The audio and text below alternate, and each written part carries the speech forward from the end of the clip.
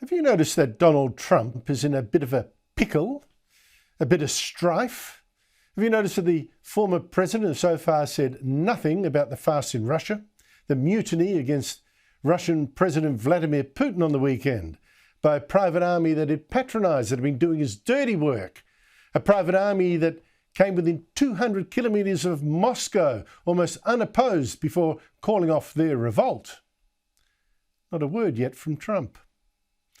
And I think there's a reason for this, one that gives me hope. Because what we saw over the weekend embarrasses Trump, embarrasses dangerous and reckless demagogues like Tucker Carlson as well, embarrasses far-right conspiracy theorists who want the US to stop sending weapons to Ukraine to help defend itself from the brutal Russian invasion. Now, I'm a conservative. I actually backed Trump's foreign policies back when he was president. There were some really good ones there. But what he's been encouraging lately is a disgrace and a menace to the security of all democracies.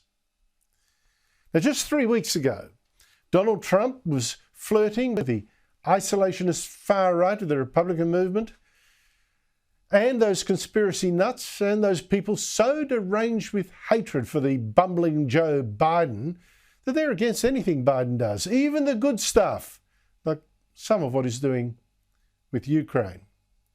Now, Trump suggested 3 weeks ago that the US was giving Ukraine too much help, and he refused to even say that he wanted Ukraine to win against the Russian invader. Can you believe that?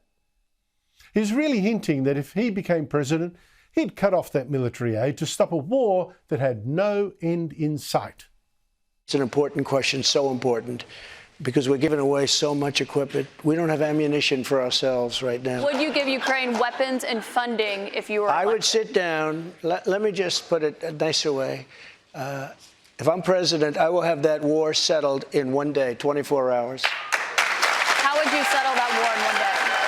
Because I'll meet with Putin, I'll meet with Zelensky. They both have weaknesses and they both have strengths. And within 24 hours, that war will be settled. It'll be over. It'll be absolutely over. Do you want Ukraine to win this war? I don't think in terms of winning and losing. Trump is just preaching to a crazy choir that people like Tucker Carlson is helping to conduct. In fact, Tucker Carlson is one of the worst. Here's Carlson earlier this month on his new Twitter gig, since he was fired by Fox News for going a bit nuts and nasty. Ukraine, as you may have heard, is led by a man called Zelensky.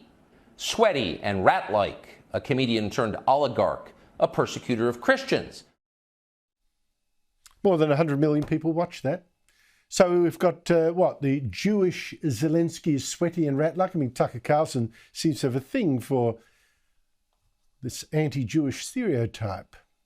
And it's not just Carlson who's been piling into Ukraine's president, making him seem corrupt and sinister and on the take and whatever. Influential Trump fanboy, author and conspiracy theorist Dinesh D'Souza, for instance, has said Zelensky's government is stuffed with Nazis.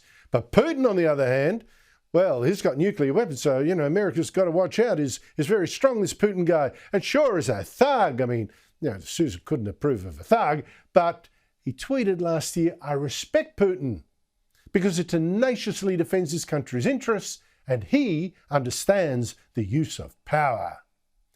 Well, how dumb does all that stuff look today? Putin understands power? Well, this weekend finally ended that argument for even the most one-eyed Putin sympathiser. In fact, Putin now stands looking weak, a coward, a loser, a victim of his own thuggery. Someone's unforgivable invasion of Ukraine has turned into a total disaster for the country and for him personally. He's now someone who could be taken outside and shot any day now. The weekend proved that. Let's go through the events since last Friday and see what it tells us, to see why Trump has now got to change tack and fast. This revolt, or attempted coup, whatever you want to call it, was led by this man, former restaurateur Yevgeny Prigozhin, when he sent in his private Russian army, the Wagner group, which had done Putin's dirty work for years in Ukraine and Africa and the Middle East. He sent that group hurtling up the road from the Ukrainian front, where they'd been fighting, to Moscow. Now, Prigozhin wasn't out actually to replace Putin. It wasn't a coup in that sense, or he doesn't want to replace Putin just yet, although what he was planning probably would have had the effect sooner or later. What he wanted was to replace the defense minister, Putin's defense minister, and the top generals that he said was starving his 25,000 soldiers of ammunition. By the way, not coincidentally, the Russian command was also trying to take over his private army, thinking they were getting out of control.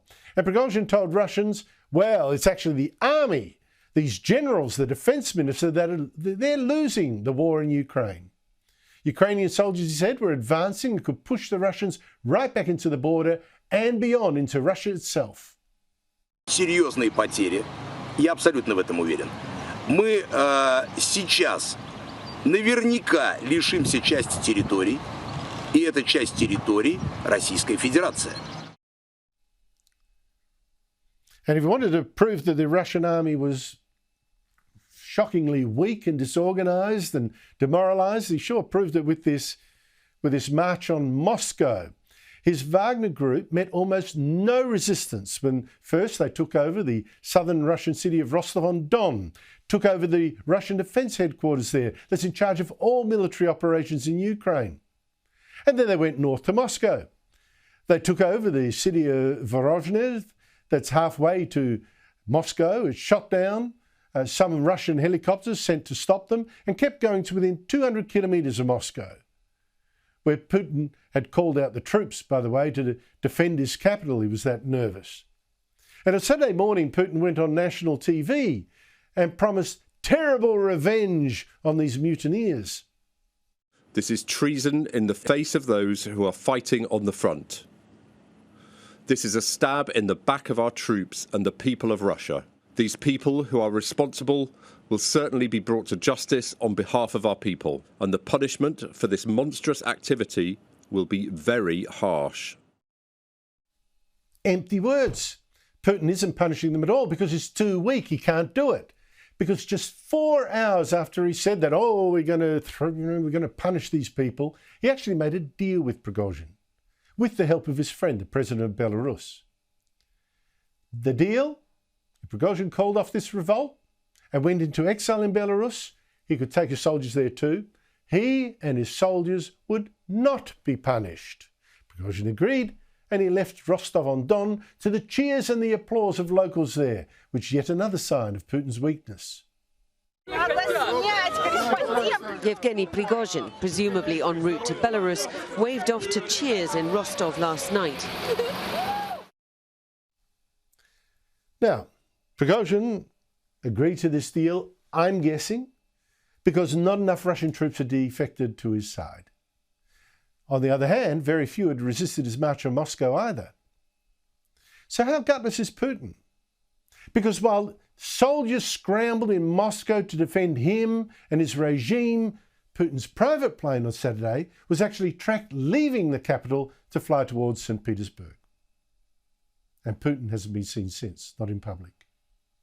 You contrast that to the Ukrainian president. Remember that? When Russian troops last year advanced on his capital, were dropping bombs on his capital, he reportedly refused an American offer to fly him to safety. He said, I don't need a ride, I need ammunition.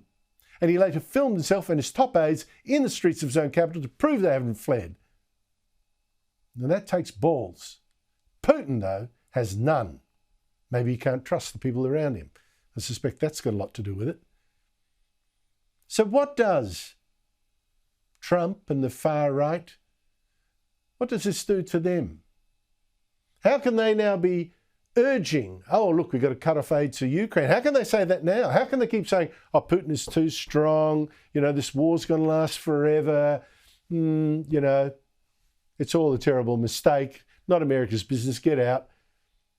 Really? How can they do that? Because what we saw on the weekend says the opposite. Putin is weak. It says Ukraine can win this war. I mean, Prigozhin sure thinks so. So can Donald Trump seriously now call for an end to military aid in Ukraine?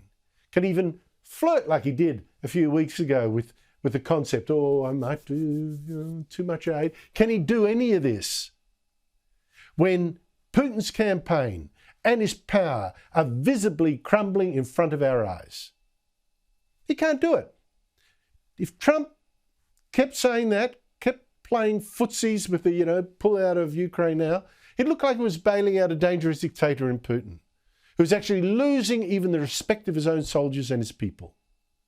And an act like that of bastardry to Ukraine, of weakness, of lack of consistency, of American fickleness, that would be unforgivable. What do you think China would make of that? It's unforgivable because Ukraine is in fact the first battle of a new World War III. If Russia wins in Ukraine, who will it attack next? China, Putin's big ally here, it's been watching to see if the West would give up on defending Ukraine, because that would then give China the green light to invade Taiwan. The West's too weak to resist, it would conclude. So no, Putin's clearly a dead man walking. Trump must, and I think will now see it's impossible to help Putin by cutting military aid to Ukraine. And besides, doesn't Donald Trump hate losers? And right now, Vladimir Putin is the greatest loser of all. That coward, which is so, so good to see.